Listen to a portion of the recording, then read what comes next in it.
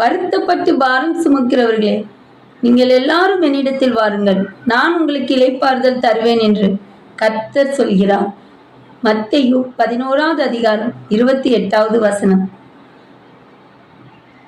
ஈசாக்கு என்ற ஒரு மனுஷன் பஞ்சகாலம் ரொம்பவே வேதனை, அதாவது சாப்பாடு கூட இல்லாத பஞ்ச காலத்துல எல்லாரும் விளைய போட்டும் எந்த விளைச்சலும் அவங்களுக்கு கொடுக்காத நேரத்துல ஈசாக்கு என்ற தேவனுக்கு பிரியமான ஒரு மனுஷன் தேவனை நேசித்து அவர் வாய்க்க செய்வார்னு சொல்லி விசுவாசித்து அந்த நிலத்துல அவங்க விளைச்சலை பயிரிட்டு இருக்கிறாங்க, நிலத்துல அவங்க விவசாயம் பண்ணியிருக்கிறாங்க.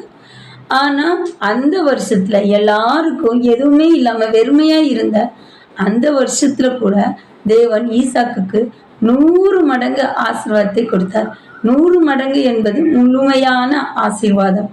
அந்த ஆசீர்வாதத்துக்கு அப்புறம் அவங்க பஞ்சகாலம் நீங்கி ஒரு செழிப்பான ஆசீர்வாதமான வாழ்க்கை அவங்க வாழ்ந்தாங்க.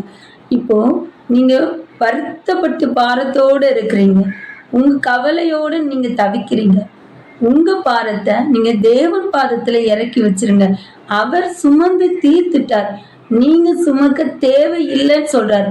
அப்போ தேவையில்லாத ஒரு கவலைய நம்ம கஷ்டத்தை நம்ம பாரத்துல நம்ம மேல வச்சுட்டே இருக்காதபடி அதை தேவன் பாதத்துல கண்ணீர் சிந்தி, ஏசப்பா உங்க பாதத்துல நான் இறக்கி வச்சுட்டேன், நீங்க சுமந்துட்டீங்க, நான் சுமக்க தேவை இல்லைன்னு சொல்லி ஒரு நம்பிக்கையோடு விசுவாசத்தோடு இனி நீங்க பார்த்துக்கோங்கன்னு நீங்க எந்த காரியத்தை செய்றீங்களோ அதை தைரியமா நம்பிக்கையோடு தேவன் மேல ஒரு விசுவாசத்தோடு செஞ்சு பாருங்க.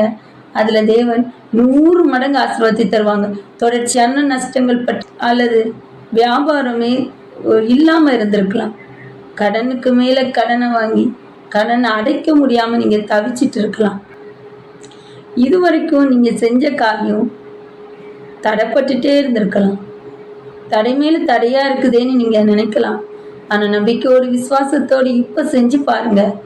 உங்க அப்பா கிட்ட உங்களுக்கு ஜெபிக்க தெரியலையே அப்படின்னு நீங்க யோசிச்சாலும் உங்க அப்பா கிட்ட நீங்க எப்படி, உங்க அம்மா அப்பா கிட்ட எப்படி ஒரு காரியத்துக்காக நீங்க கேட்டு அதை பெற்றுக்கொள்வீங்களோ அப்படிதான் நம்ம அப்பா கிட்டையும் உங்க அப்பா மாதிரி தான்.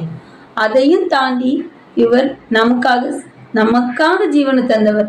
அந்த அன்பை காட்டிலும் உங்க பெத்தவங்களுடைய அன்பை காட்டிலும் தேவனுடைய அன்பு ஆழமானது. இனி செய்ய போகிற ஒவ்வொரு காரியத்திலும் தேவன் உங்களுக்கு நிறைவான ஆசீர்வாதத்தை தருவார்.